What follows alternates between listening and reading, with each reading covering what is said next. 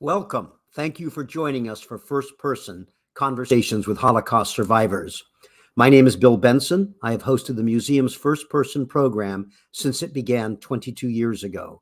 Each month, we bring you firsthand accounts of survival of the Holocaust. Each of our first person guests serve as a volunteer at the museum. Holocaust survivors are Jews who experienced the persecution and survived the mass murder that was carried out by the Nazis and their collaborators. This included those who were in concentration camps, killing centers, ghettos, and prisons, as well as refugees or those in hiding. Holocaust survivors also include people who did not self-identify as Jewish, but were categorized as such by the perpetrators. During our program, please send us your questions and let us know where you are joining us from in the chat. We are honored to have Holocaust survivor Louise Lawrence-Israëls share her personal firsthand account of the Holocaust with us. Louisa, thank you so much for agreeing to be our first person today. It's my pleasure, Bill, and I'm very happy to be with all of you this afternoon. Louisa, you have so much to share with us in our short 1 hour, so we'll go ahead and get started. Before you tell us what happened to you and your family during World War II and the Holocaust, tell us about your parents and their life in the Netherlands before the war began. Before the war began, my parents lived in Amsterdam. My father worked with his father in the family textile business. They manufactured clothing, they imported clothing, and they had a chain of stores where they sold what they manufactured. My mom was an artist and a fashion designer, and they were very happy together till my father was mobilized in 1939. Louisa, did you have a large extended family? Yes, extended family. The immediate family wasn't that large, but there were many, many cousins and second cousins and third cousins. Yes. Mm-hmm, mm-hmm. And grandparents at that time were still alive? Yes, all four. Okay. You mentioned your father being mobilized into the Dutch army, which happened in 1939. And then, of course, Germany invaded and occupied the Netherlands in May 1940. Tell us what you know about your father's experience in the Dutch army. So my father was a reserve officer and was called up pretty fast during the call up of every Dutch man above the age of 18. He was stationed in the southern part of Holland, most southern town of Maastricht, and he was part of an engineering battalion. And they were planning to blow up the bridges over the Meuse River, what is a natural border between Germany and the Netherlands, and to try to prevent the Nazis from coming into Holland in case they were going to come in. My parents had planned to move together to Maastricht. They found a little house. My mom started making drapes and curtains, but she never moved because in the first week of May 1940, my father called her just a week that she was supposed to join him. He said, "You can't come." Couldn't say why. But my mom figured out that an invasion by the Germans would be imminent. And it was, because they came into the Netherlands in 1940. And Louisa, after they came into the Netherlands and occupied your country, they passed a number of anti-Semitic laws soon after the occupation. Will you tell us about some of those laws? Right. So Jews had lived in the Netherlands for more than 500 years. They were integrated in the country. There was no anti-Semitism at that time. They just lived either their own life or they lived a life in the Netherlands. And all of it, and it was, I always say it was a big life, and that life became slowly smaller and smaller. It was very gradual. What happened to my family is that the family business was confiscated because it was a Jewish business and Jews were not allowed to have a business. Then the orders came that you had to hand over your valuables because you were not allowed to have valuables like cash, savings books, gold, silver, jewelry, copper, tin, bicycles, radios, cameras, anything that was of value, you had to hand in. When you handed your stuff in, you did get a receipt, and they said it was just for safekeeping. But I'm here to tell you that anybody that survived the war never saw their stuff again, because it never stayed in Holland, went straight to Germany. Then also, Jews are not allowed to use any public transportation. Jewish children are not allowed to go to public schools. You had to be treated by a Jewish doctor, and non-Jewish doctor could not treat a Jew. If you were sick, you had to go to a Jewish hospital if you had to be hospitalized. So life really became smaller and smaller. Louisa, your father had been captured at one point by the Germans after the invasion, and then he was released. You shared with me that your father and your grandfather decided, as the Nazis were saying you can't have this and that, and we're going to take everything that's valuable to you, they actually were able to hide a few items. Will you tell us about that? Yeah, my father and my grandfather got along really well and discussed everything. It was a very difficult time, so nobody really knew exactly what to do. But they had a good idea what they could do to try to safeguard some of their property. So instead of handing in everything, or turning in everything of value, they also buried a lot of things in sealed tins in their backyard. And especially things that had anything to do with Jewish religion, like prayer shawls, kiddush cups for the kosher wine, anything with Hebrew letters on it, the prayer books, anything that they always thought at that time that if somebody would come to the house and would search, if they didn't find anything Jewish, maybe they didn't think that we were Jewish. Well, it was strange because my last name is Israels. Right. Kind of a giveaway anyway. At some point, your parents then moved to a town called Haarlem, west of Amsterdam, where you were born. Tell us about Haarlem, if you don't mind. Right. So I don't remember very much about Haarlem. I know now that it's a very lovely town.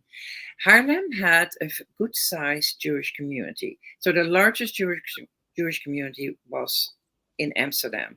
But Haarlem had a really good size. They had a synagogue, they had 2 rabbis, you could buy kosher food.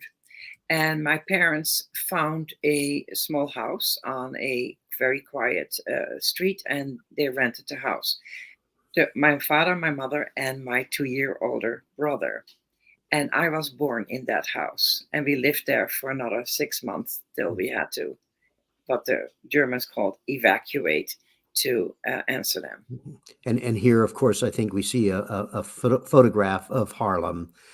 Before we go on, Louisa, I'd like to let you know that we have people watching and listening to you today from all over the place, from around the United States, from Pennsylvania, Minnesota, Washington, and Tennessee, and that's Washington State. We also have viewers watching from Gratz College, and we have viewers from around the world. We have viewers watching today from Canada, France, and Italy, among other places. So hello to all those that are listening to Louisa, and welcome. Shortly before you were born in July 1942, the Germans began systematically deporting Jews from the Netherlands to killing centers in German-occupied Poland.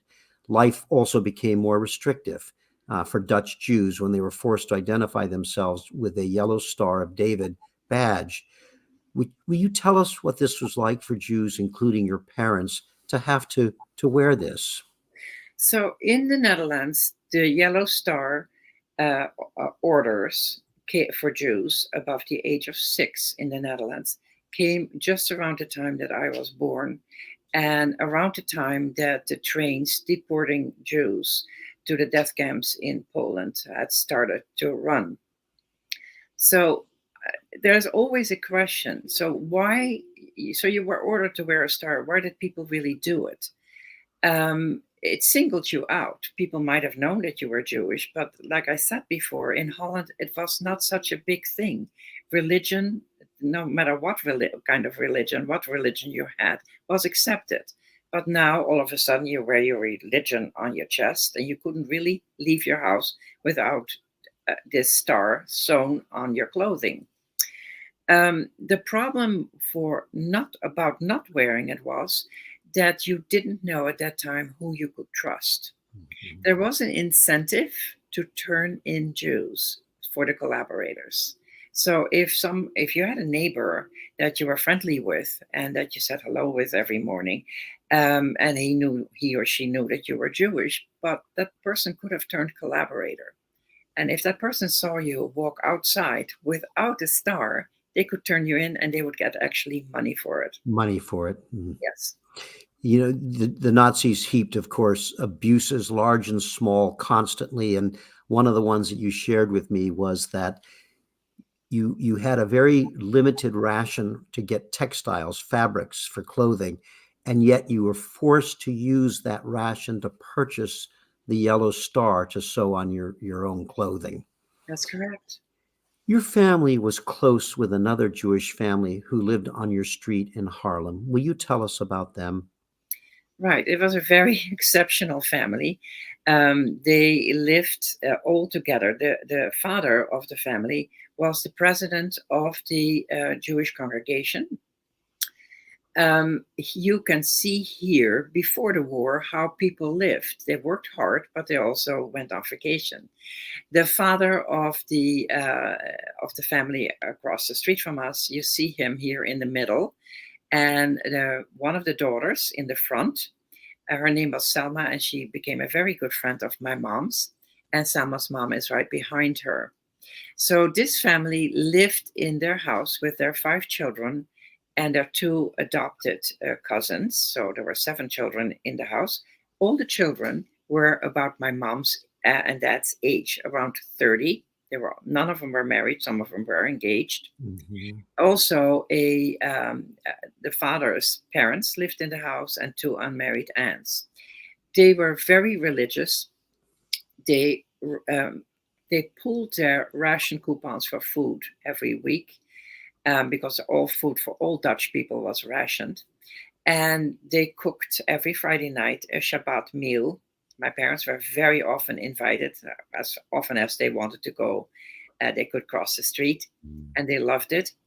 And they celebrated Shabbat, the Jewish holiday that comes back every week. It starts at sundown on Friday night. And they were very friendly. I would like to, before we continue, I'd like to remind our audience to please share all your questions for Louisa via the chat in the feature, if you don't mind. And we have a comment from a viewer named Brittany, and Brittany writes, "Hello from Atlantic City, New Jersey. Thank you, as always, for providing these interviews. We must always remember." Louisa, tell us what happened in January 1943 that had a major impact on your community and your family. Right. So I have to track back a little bit about Selma. Selma was my mom's friend. Selma had been a teacher, and she was fired because she was Jewish. So to have something to do, she used to come over to our house just across the street quite often and help my mom with her 2 little children. After the war, she actually became my best friend. A wonderful person.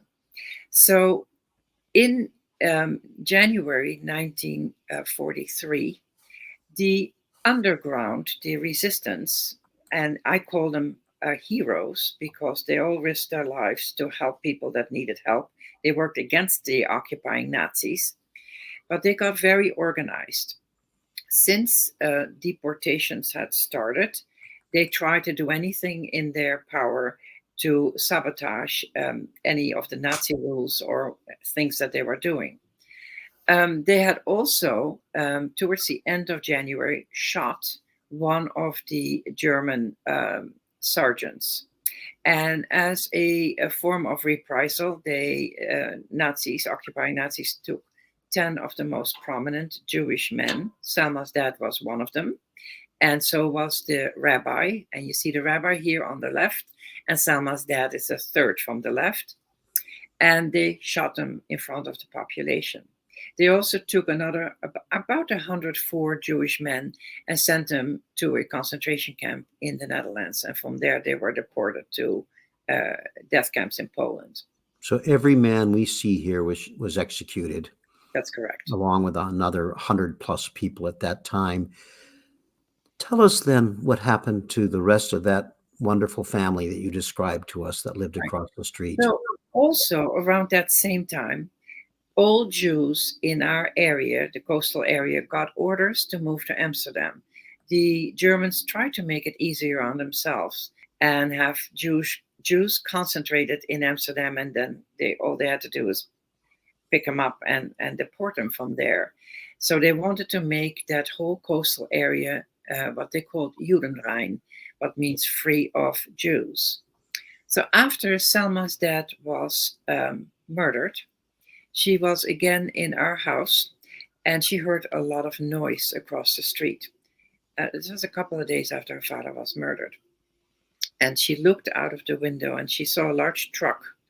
It had stopped in front of her house and some screaming people jumped off. They kicked in her door and they rounded up all her family members that were left in the house, of course, except for herself and her father, who was already murdered.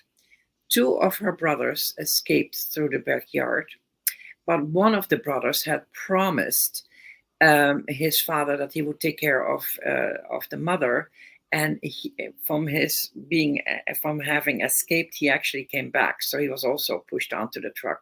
The truck drove away, and this family was deported to Auschwitz, one of the death camps, where they were murdered.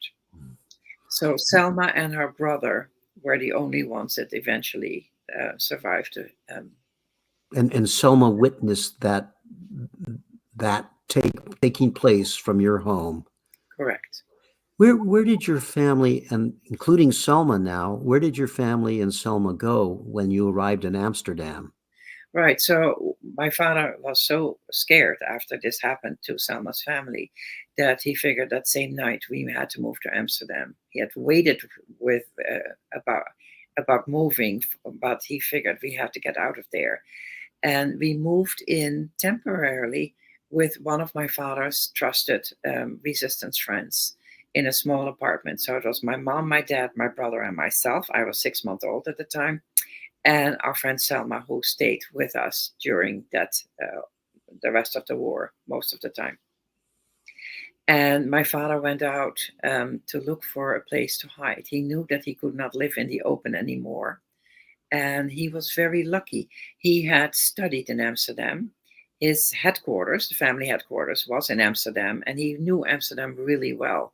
He had trusted friends that at least it showed that he could trust them. They had not turned a collaborator because they helped us. Mm-hmm. And he found a more permanent place in a storage attic in part of an Amsterdam row house. Mm-hmm. The resistance, the heroes that you've mentioned, they were obviously a huge factor in your survival. Tell us what actions that they were taking to try to slow the deportation of Jews from the Netherlands. One of the very important things that they did is they realized how easy it was for the Nazis to find out where Jews lived. We had this amazing registration system, really thanks to Napoleon so many hundred years before. When you were born, within 24 hours, your father had to register your birth, your name, your first name, your last name, your address, and your religion. So all the Nazis had to do was go to a registration office, and they knew they could find where Jews lived. So to make that hard on them, the resistance bombed these registration offices, and you can see what the results are of one of those bombings in Amsterdam. And then they burned the registration cards. You can imagine that if this was done, that the Nazis were very angry. So reprisals were left and right, and they tried to find the people that actually did it, but didn't always work. But then they took somebody else and killed them, or sent them on an early transport to a concentration camp. Oh, I can only imagine that the retaliations were beyond brutal. Right. And what we're looking at here then is like hundreds, if not thousands, of file cabinets, and the cards stored, and they're all destroyed in this image. But it's computer time. Yes, So indeed. everything Yes, was on indeed. little cards. Yeah. Louisa, your father was able to manage to get false identity papers for the family. Will you tell us about that? Right. So this was another thing that was organized through the resistance. They found specialists who could work with different chemicals, and they were able to make a false identity papers because everybody had to walk around with an identity card. And for Jews, there was always the letter J written in it. So it was important to have a different name, but also not with that J. It was very difficult to do. It's not like anything that people can do today. If I Mhm. see a fake identity card today, I have no idea what the difference is between real and a Right. fake one. But at that time it was difficult. You had to take the old card, use chemicals, and erase certain things, but you had to leave certain stamps to make it real. So it was a lot of work, and people did it, and we got fake identity papers. My brother and my name was on my mom's card, and my name became Maria. That you're supposed to have a family name, I had no idea. I was too young, and my parents never told my brother and myself our real names. This was all for safekeeping. So until after the war, you only knew yourself as Maria. That's correct. Yeah. You mentioned that your father was able, with the help of the underground, he was able to find a permanent hiding place. Will you tell us more about that? And I think we have an image. Right. So this is an Amsterdam row house. These houses are more than 700 years old, but are very well kept up. So it still looks exactly the same. And you see a little indicator that points to the top part. So that's where the storage attics are. It's a little different than what most people expect. The storage attic has its own walk up, so its own entrance and its own 4 flights of stairs. And you can rent space. So it's owned by a different person than the people that necessarily live in the Mhm. apartments. So my father was able to rent that. He paid 10 years of rent. He still had that kind of money with the help of his father. And he figured going out every month at a certain time to pay the rent would probably be dangerous. The landlord, I have no idea who he was. He must have been a good person. He never questioned it. He took the 10 years and he left us alone. So 10 years. So your father anticipated that you might need that for that long of a period. I had no idea. It could be a week, it could be a year, it could be 2 years. He It just could be didn't 10 know. years. Yeah. Yeah. And tell us I'm just looking at that picture, realizing that's 4 stories up. That's where your attic space was. Tell us about the attic space. What was it like for you and your family? Tell us about moving in there, what you know about it. Right. So it was a rough place right underneath the roof. It's not very well insulated. So it was really very cold in the wintertime. These storage attics had a toilet with a toilet that you could actually flush. It had a small sink with cold running water. There was no kitchen, no bathroom with a tub or a shower. And there were already a couple of things stored in that attic. There was a table and chairs. There was a couch that was actually a broken down couch, but for my brother and myself, it was wonderful. We could jump on it. It was really one of the very few things that we could do. It had a dormer window, and there was also a cupboard with some things stored in it. So it was very important to figure out and to discuss before going in what we would need right away. So, with the help of the underground, my father had stored some of my parents' stuff with a trusted friend, again from the resistance. But we were able to borrow mattresses. So they took in 4 mattresses. So for my mom, my dad, Selma, and my brother, a crib for me, as many warm blankets and warm clothing as they could get. They took in some food supplies.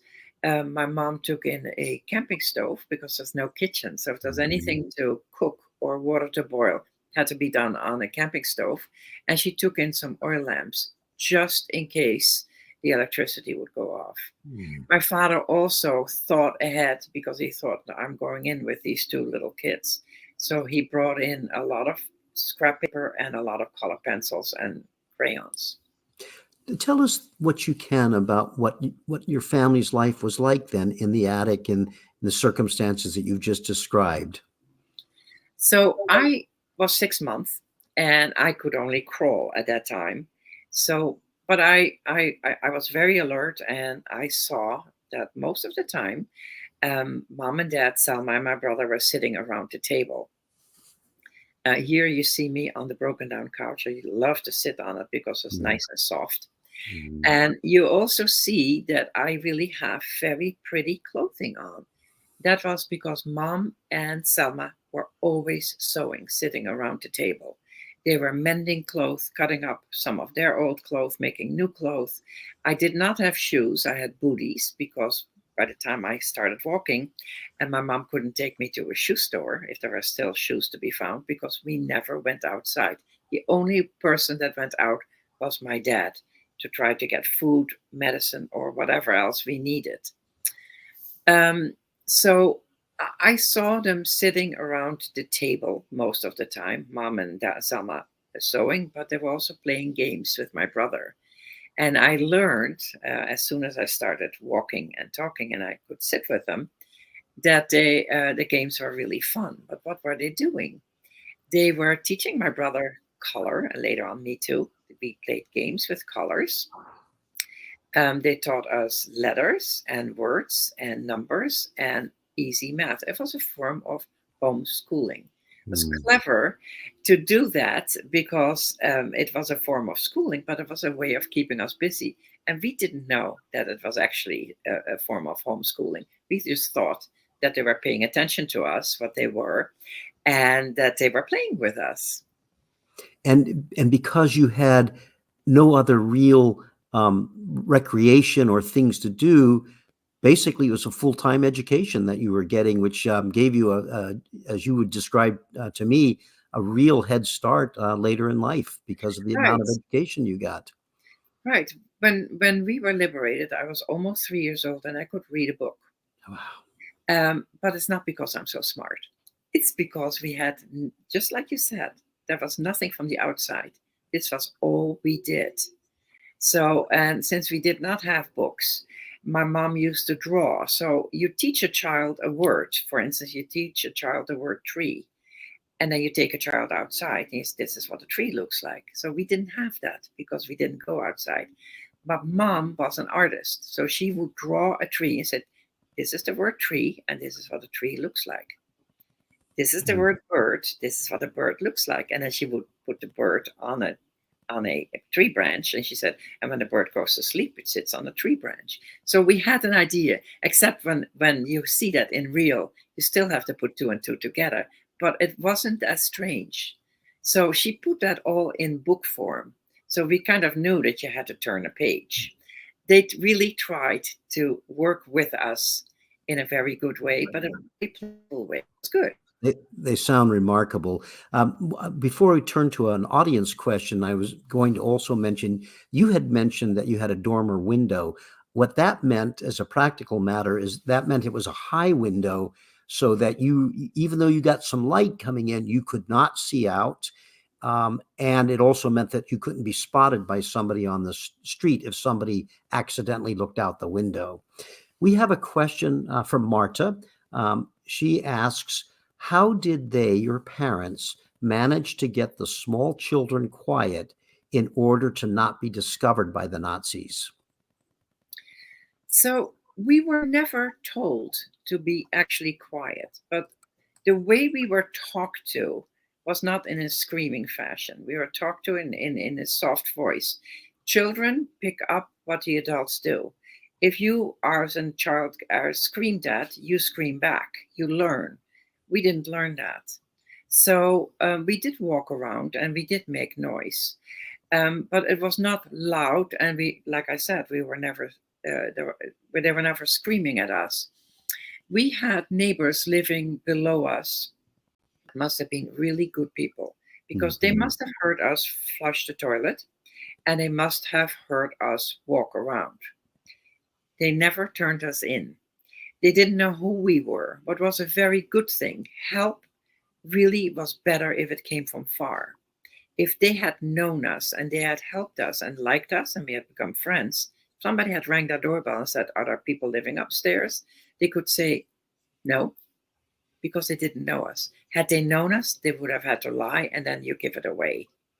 So by not turning us in my point of view, they were very good people. Mm-hmm. Mm-hmm. Before the war, Louisa, your father had been an avid collector of art and other objects. How important was that to your survival? It was very important because my father used his art, and this was not Rembrandt's or Picasso's. This was small artifacts that were actually stored by one of his friends. So he needed to buy food for us or medicine.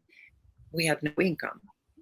So he was able to barter for the things that we needed by trading his artifacts.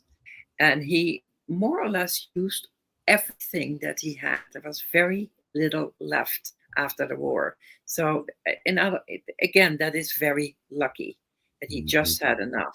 It wasn't always enough. Like if he wanted a whole loaf of bread, maybe a little bowl would give him 6 slices. So it was never what he thought that it would be a lot of stuff, but it was just enough to keep us from actually starving.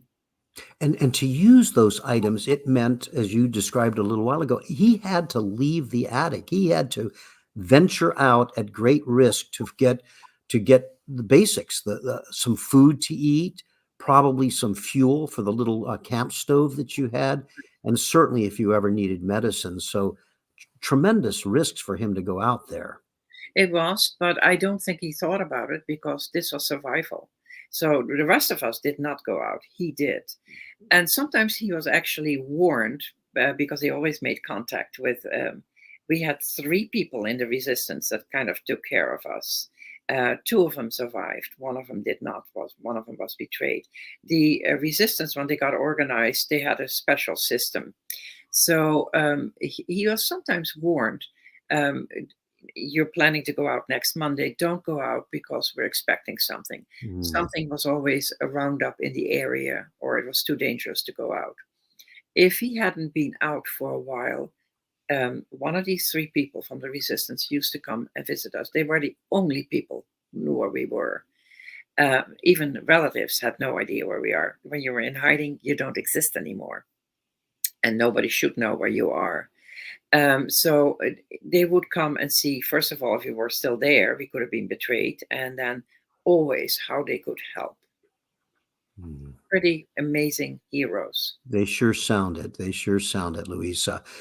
Despite the difficulties of living in the attic, as you've described to us so far, in July 1944, your family decided to have a celebration. So you have to tell us about what they were celebrating. Right. So again, backtracking a little bit, my parents were really amazing people. And of course, you always discover that when you're getting a little older, not right in the middle of our occupation and hiding time. But they had one thought during that time of hiding, and that was to try to keep their children safe. They wanted for the children to stay together and have a life, and they tried anything. And one of the things that they did is they never talked to us about the outside world. They didn't tell us that our country was occupied. They didn't tell us that we were persecuted because we were Jews. They didn't tell us anything. That we were hungry and that we were cold in the winter. They never made a big deal out of it. We as children always got something to eat before we went to sleep. Sometimes we shared a cracker because there was not more, but our parents always saved something for the children. It was always about the children. So my father had gone out again in June 1944, and when he came back, his face looked different. I guess my parents always looked worried, but I didn't know my parents different. That was also normal for my brother and myself. But my brother said, "Papa, you look different. What happened?" And my father tried to explain what my brother and I, of course, did not understand because we didn't know what was going on the outside. But my father explained to Mom and Selma that he had heard from the resistance that the Allied army had landed in Normandy, northern France. Here you see one of the landings. And he became more hopeful. He said, so there is help on the way. When that will come, we don't know. But I'm hopeful that we might make it because if he worried, or the adults worried every hour of the day, every minute of the day, because we could have been betrayed. And betrayal would mean deportation to a death camp. Right.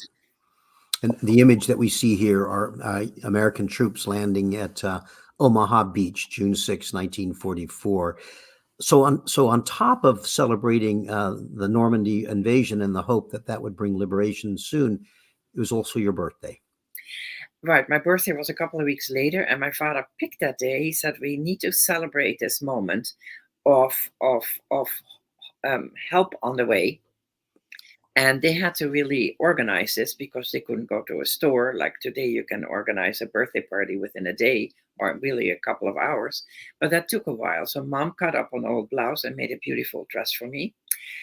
Selma from Old Rags made a doll, like a Raggedy Ann doll. It was my first doll I was going to get. My brother had only one toy when we went into hiding. He was 2 years old and he was allowed to bring one toy. And he brought a little wooden pull horse. I was allowed to look at it, but I was not allowed to play with it. It was his toy. So he wrapped it and he was going to give it to me on my birthday. My father also talked to one of his friends, and this friend said, I'm going to come over on the birthday. And he brought over socks and shoes that I didn't have. Shoes were a little bit too small, but for the picture, they put them on my feet. He brought a little wicker chair, a doll's chair. He said she's going to get a doll. Now she can play house. So it was really a fantastic birthday. My best gift when I opened it was my brother's story, because I thought, now it's going to be mine. Except he told me it was just for the day and I had to give it back at night. But at least it was mine for the day. It was fine. I saw the chair and it was little. There's a doll's chair, but I was little. And I could sit in it. So here I'm sitting on this chair. But this picture that I got after the war, because my father's friend took the camera and the film with him and said, if she survives, she'll get the picture. And I also realized it's a tribute to my parents, because you see a perfectly normal little 2-year-old without a worry in the world, because my parents didn't want us to grow up worried. They never told us what was happening, and they never told us about their relatives they were worried about and all their worries. So I'm perfectly happy, and that's really a tribute to my parents. And that's such an incredible photograph in so many ways. But you're wearing that special dress that your mom made for you for your birthday. You're holding the doll that I believe Selma made for you. And you've got your brother's toy for the day that's yours at your feet, and the shoes and socks. That's an incredible photograph. So, and you're sitting on the little wicker chair. So let's see that.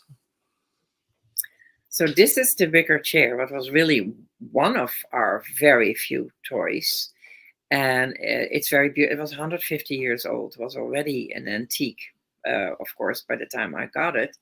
And now it's way older because that's over 80 years ago. It's 78 years ago. So we were rough with this chair. We stood on it. We threw it at each other when we were angry. And but it survived. And of course, it was pretty damaged after liberation. And you can see a lighter area on the bottom where my mom had the chair restored. It stayed with us during when our children grew up, but it was fragile, and you always had to have a lot of room around it. And I asked one of our daughters if they wanted it, and they said, no, Mom, then we have to be careful with it. So I said, well, what if we donate it to the Holocaust Museum in Washington?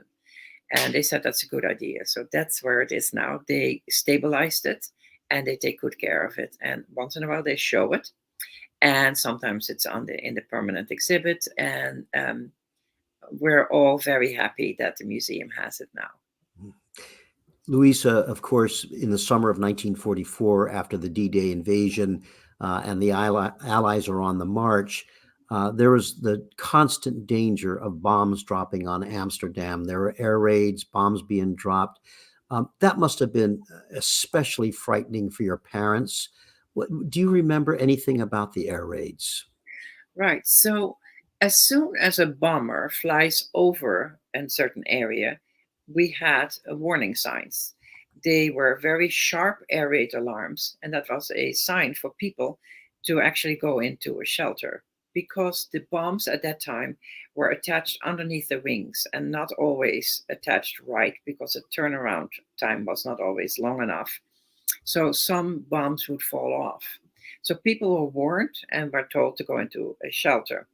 Of course, we couldn't because we couldn't go out. All of a sudden, we didn't exist. We lived in an attic in hiding. Mhm, mhm. So my father knew that the strongest part of a row house in Amsterdam is the staircase. So we had a routine. The alarm goes off. My brother would grab my hand and we would tiptoe to the door because we had a front door all the way up in the attic.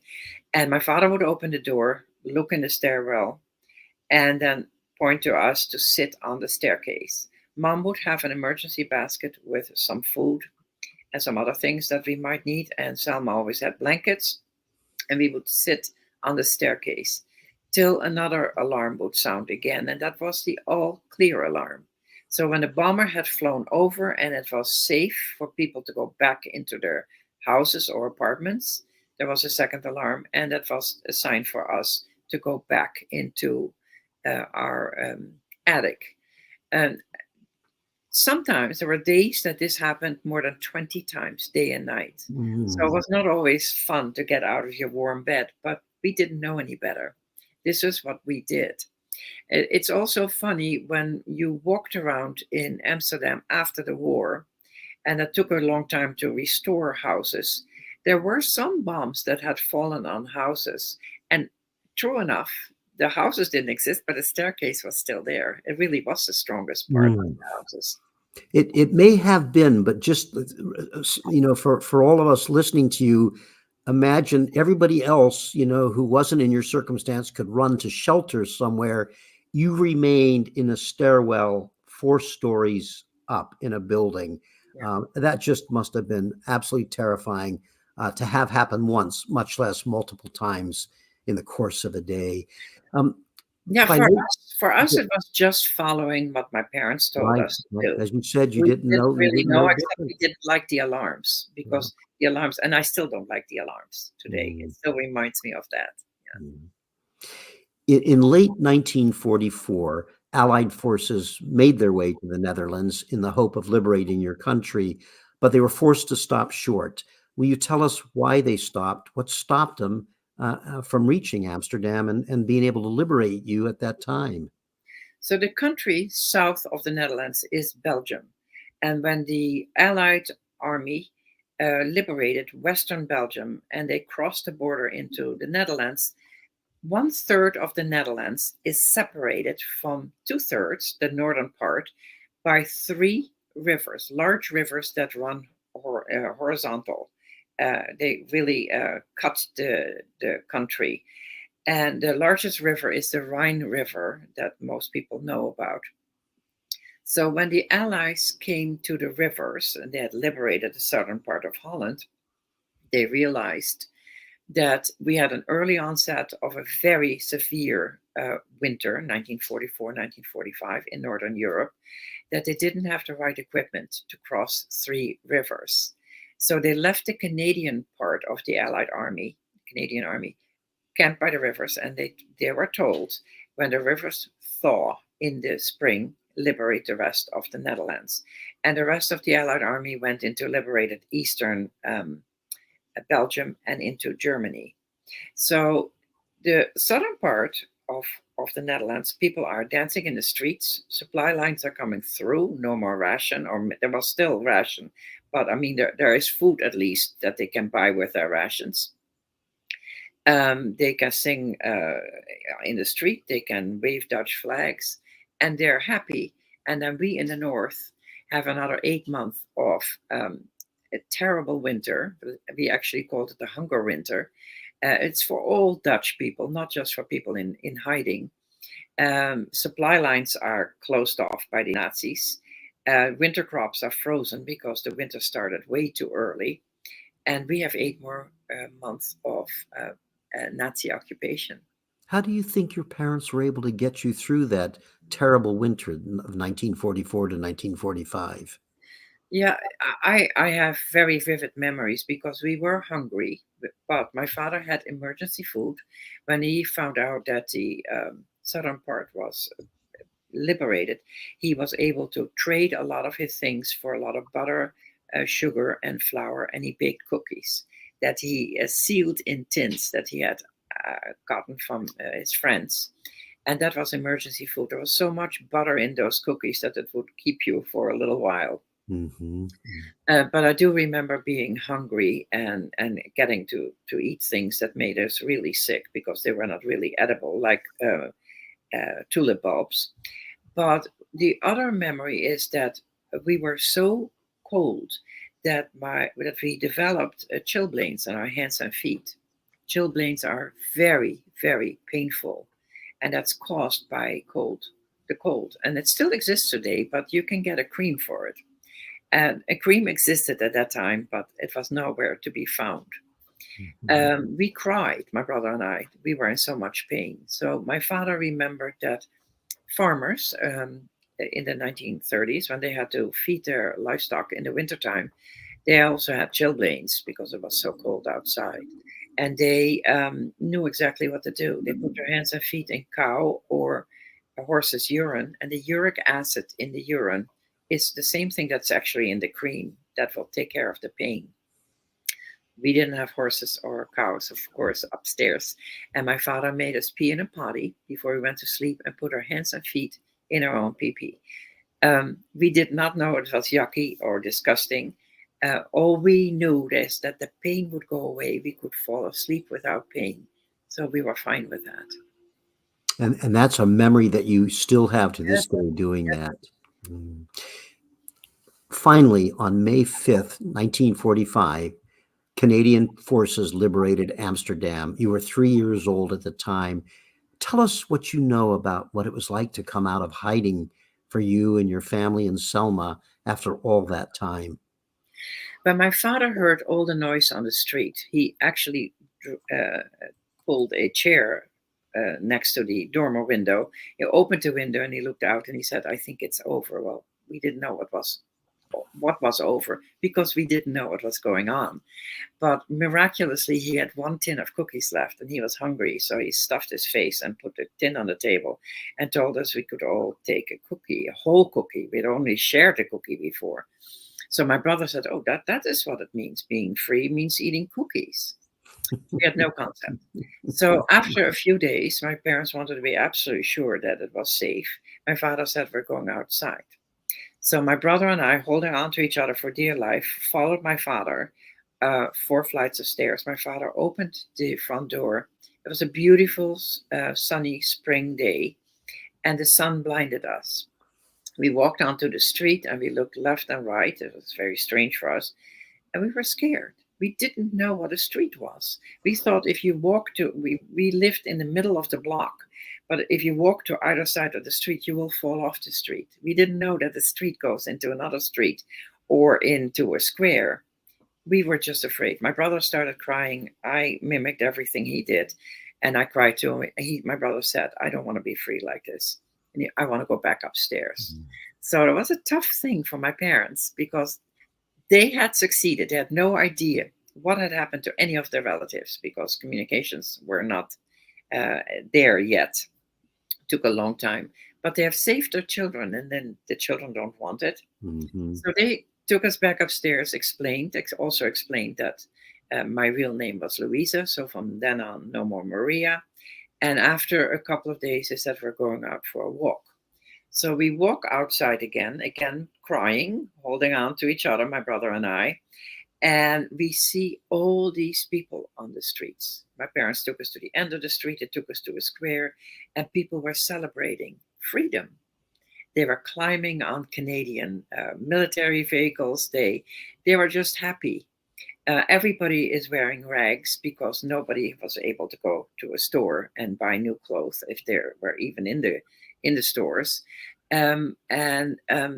So Canadian soldiers were mingling with Dutch people and talking to them, and then they see these two kids crying, so they came over to us. I have no idea what they were saying. I didn't speak English, but they gave each, my brother and I, a Hershey bar. And my mom said we could taste the chocolate. You have no idea. The first time you taste chocolate is magic. We couldn't finish the bar because our stomachs were so little. Mm-hmm.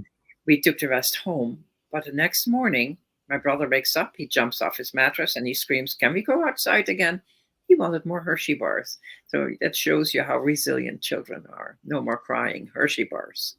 So at that point, you were able to begin to sort of normalize life outside Right. in the world. We have a comment and a question from a viewer named Catherine. Catherine says, "I'm amazed at the foresight your parents had during such a horrific time to keep you from feeling trapped and isolated, that they purposely made your reality the norm. Such love and wisdom they had. What did your family do following the war? Where did you live?" So we went to the country as soon as my parents could. And then my father had a friend in Sweden. Sweden had been neutral in Stockholm, and who came over maybe 2 months after liberation. And he offered my dad a job because there was no job for my father anymore. The business was really worked into the ground. All the machinery and everything was sent to Germany. There were just 4 walls left. So my father needed a job. My mom, of course, was pregnant again, and because my parents had 3 more children after the war. And so we moved to Sweden for a couple of years.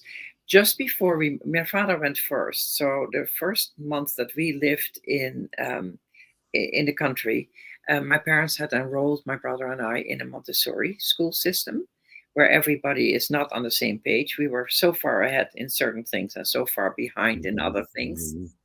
And we lived in Sweden for 2 years. My father was asked by the Dutch government to come back and restart his business.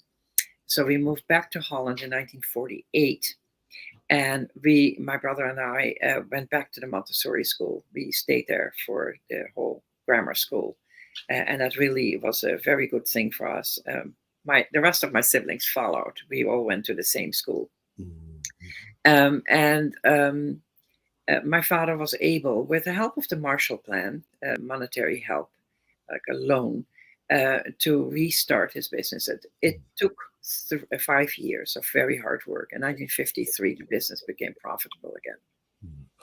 Louise, at what age do you recall that you began to understand the enormity of what had happened during the Holocaust? And what was the impact on you when you finally had that realization of what it really was about? Right. So I knew that we were different. I knew different things that happened to us, but my parents didn't want to talk about it. I did ask my friend Selma for some things, but I realized what the Nazis had done to Jews when I started working as a physical therapist in Amsterdam.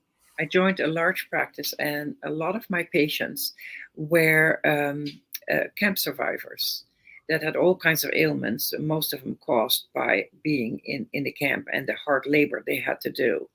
And they talked. Nobody else in the Netherlands talked, but they talked. You have a special rapport when you have patients, and you try to put them at ease. And they talked, and I realized what had been done. And then I wanted to know more about it, and I read as much as I could. Mm-hmm. But really, everything, not everything, nobody knows everything, but I learned most, of course, when I started volunteering at the Holocaust Museum in 1994. Mm-hmm. And every day there's something new that we find out. Yeah, and I've been amazed at what you're still learning about your own personal story to this day. Yes, absolutely. Louise, I have one more question for you today, and that is, in the face of rising global anti-Semitism, tell us why you continue to share your firsthand account of what you and your family went through during the Holocaust. Right. So during the Holocaust, approximately 12 million people were murdered by the Nazis. Out of those 12 million, there were 6 million Jews. And out of those 6 million Jews, there were 1.5 million innocent Jewish children. They had never done anything wrong in life. They were murdered because they were Jewish. And people let it happen. People stood by and did absolutely nothing. I want people to be aware what really happened. The Holocaust was genocide. And when you learn about it, you think that should never happen again. Never, never. But people didn't learn. It's still happening today. In late 70s, there's a genocide in Cambodia, 1992 in Bosnia, 1994 in Rwanda. And look, in this age that we're living in now, genocide in countries in Africa. There was genocide in the Middle East. And today, still, the Uyghurs in China, they're as a Muslim group that lives in China, they're being persecuted by the Chinese, and the Rohingya people in Burma. Mm-hmm. We cannot be silent. So if I tell you that 1.5 million innocent children were murdered and people didn't do anything, that is so horrendous. And when people learn that, my hope is that they will join me. I don't know how long I can still talk. I will talk till I can't talk anymore, but I need everybody's help. Mm-hmm. People need to speak up when they hear that there is something horrible going on. And you need to learn about it and then speak up. So the website of the United States Holocaust Memorial Museum can keep you informed of what is going on in the world. And it can also help you and give you ideas what you can do. My advice is, though, always do something together. Do it with a group. For instance, if you have a bully in your school and that bully wants you to do something and you confront that bully by yourself, that bully doesn't want to be confronted. He or she will bop you over the head and hurt you. But if you confront that bully as a group, he or she has nothing more to say. You will succeed. So don't be silent. Tell people what happens when you don't respect other people, when people have a different religion than you have, different color skin, dress differently, have a different language. We need to respect each other and we need to help each other. And that's why I'm still speaking. If you've heard from me and people tell you the Holocaust never happened, you can say, but I heard it from somebody who was there. Yes, it did happen. That's why I'm still speaking, and I will speak till I can't speak anymore. And we are so grateful and blessed by having you continue to speak as you are doing today. Before we wrap up, I'd like to share with you, Louisa, some comments from the audience. Douglas writes, "Thank you for sharing your story. You are such an inspiring and positive soul." And Cheryl writes, "As the grandchild of a survivor, I listen to as many firsthand stories as possible. Ms. Lawrence-Israëls, your story is absolutely remarkable, and I appreciate the opportunity to hear you speak." And I think Cheryl speaks for all of us that are listening to you today. Louisa, thank you so much. There's just so much that you shared with us, but one of the most compelling for me is you gave us such an insight into that small world. You talked about the big world your parents had, the big life, and then you had that very small life, but your parents did everything possible for that small world, that small life, to be your normal life. That is just extraordinary. So thank you for that. Thank you very much, Bill. And thank you all for listening. And please do not forget, help. It should never happen again. I would like to take a moment to thank our donors. First Person is made possible through the generous support of the Lewis Franklin Smith Foundation. And I also would like to invite you to join us again next month on July 20th, 2022 at 1 p.m. Eastern Time for a conversation with Holocaust survivor and museum volunteer Rosalind Sprayregan. At the age of 12, Rosalind shouldered adult responsibilities as fundamental as finding food for her and her grandmother. Tune in to learn about her survival in France.